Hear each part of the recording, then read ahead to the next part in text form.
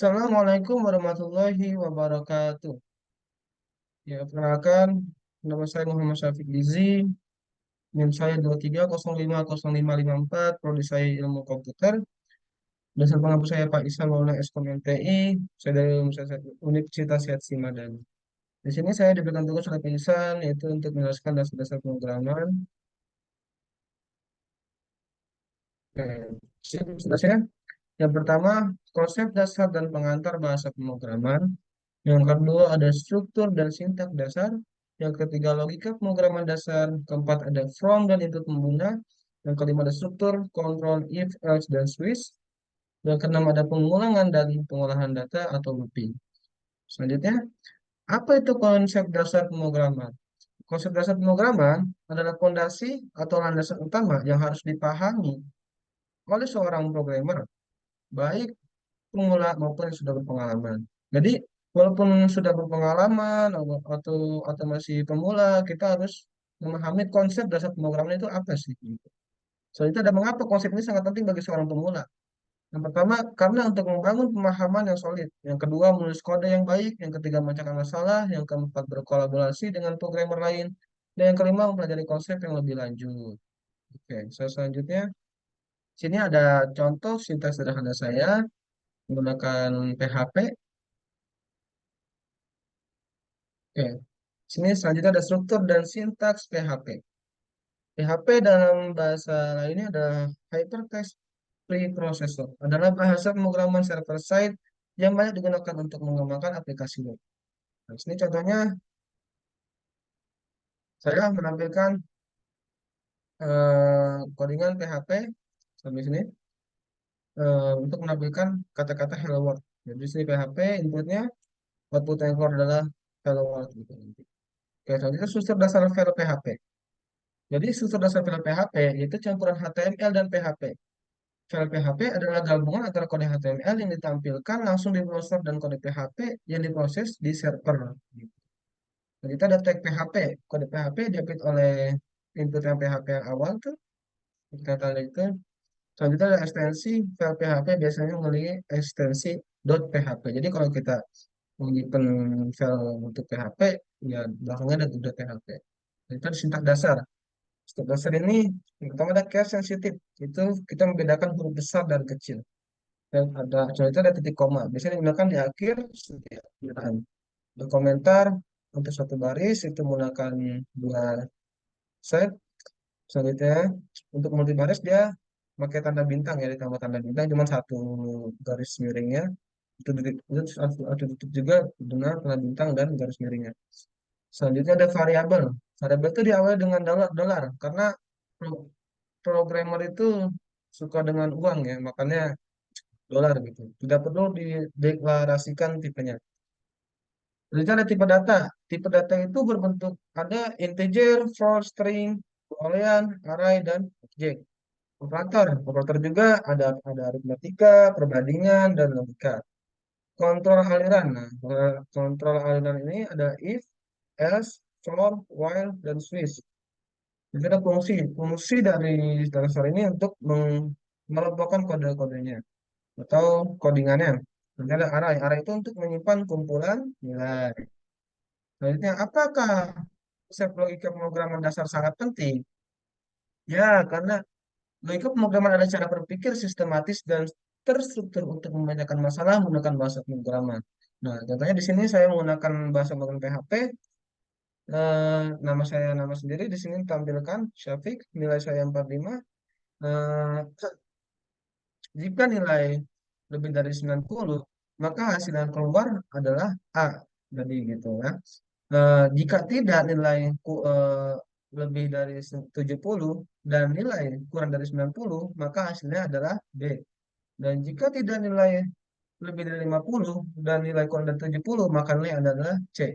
Maka hasil yang keluar nanti nilai kamu adalah kurang dari KKM. Nah, hasil-hasil dari yang nilai ini nih, ini kan nilai saya 45, berarti kan di bawah dari 50 dan 70, maka nilai saya adalah C, dan maka yang keluar dari nilai kamu kurang dari KKM. Mengapa logika sangat penting dalam pemrograman? Yang pertama, itu menjadi fondasi seorang programmer. Yang kedua, bisa memecahkan suatu masalah, gitu. Ketiga, mencegah error. Yang keempat, meningkatkan kualitas codingan. Yang kelima, membuat program lebih efisien.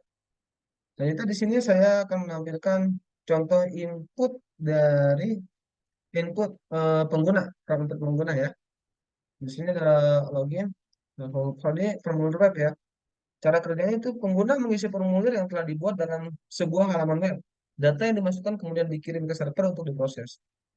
Contohnya, contoh-contoh yang biasa ditampilkan begini biasanya ada di dalam formulir pendaftaran, formulir login, dan formulir survei. Bahasa pemrograman yang digunakan untuk membuat ini adalah HTML, CSS, JavaScript, dan bahasa server-side seperti PHP, Python, atau Ruby. Contoh sintaks tadi yang sudah saya jelaskan, ini sama saja penjelasannya sama yang tadi di sebelumnya saya jelasin ya, yang nilai-nilai ini.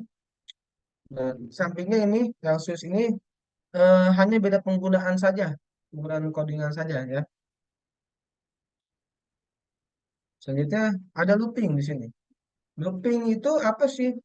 Looping itu adalah suatu konsep dalam pemrograman yang memungkinkan kita untuk menanyakan satu atau lebih instruksi secara berulang hingga satu kondisi terpenuhi ya.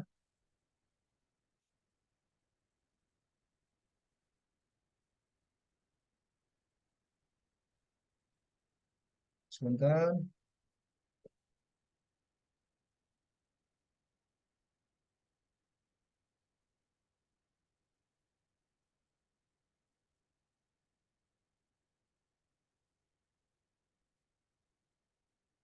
Nah, biasanya eh, ada beberapa jenis perulangan dalam pemrograman.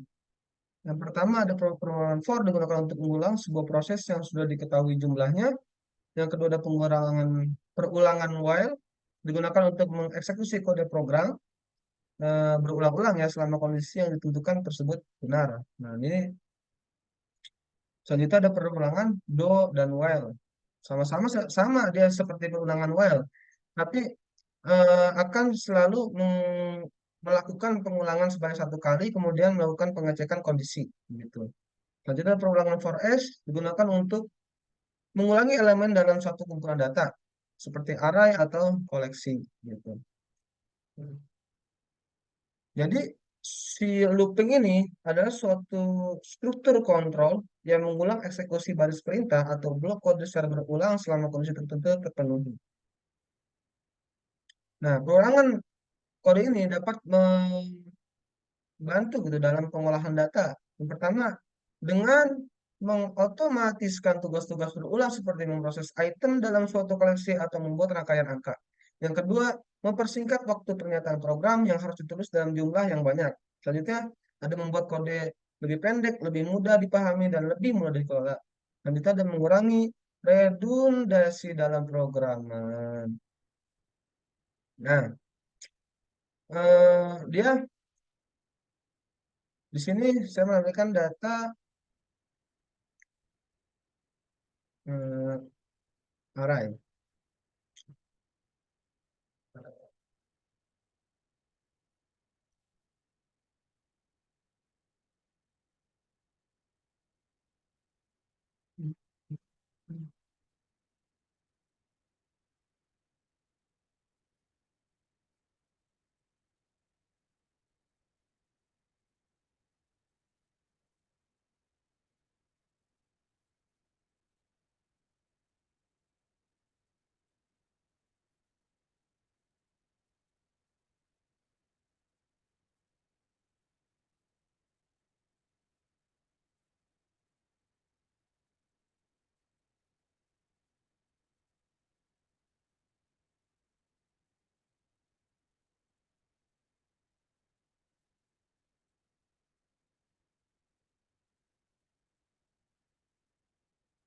Oke, ini ada suatu codingan di sini. Nah, ada data array memberikan angka 230505592. Lexa 8 kali output akan keluar HR nama kampus misalnya Silva Dani, nama fakultas, nama prodi, nama lengkap. For SI sonor 0 SI slash SI plus plus. Nah, HS data SI. Jadi Jadi kalau melakukan kali dia pokoknya terus berulang berulang gitu ya. Yang sudah dijelaskan tadi kan ya, kalau menggunakan for itu, jadi untuk mengulang sebuah proses yang sudah ditentukan jumlahnya, ulangan for termasuk dalam konten loop karena sudah jelas berapa kali dia akan mengulang. Jadi ini kan 8 kali, jadi akan mudah mengulang selama 8 kali. Gitu. Jadi selama di bahkan akan proses output yang pasti 8 kali yang keluar. Oke, cukup sekian dari saya. Kurang lebihnya mohon maaf. Wassalamualaikum warahmatullahi wabarakatuh.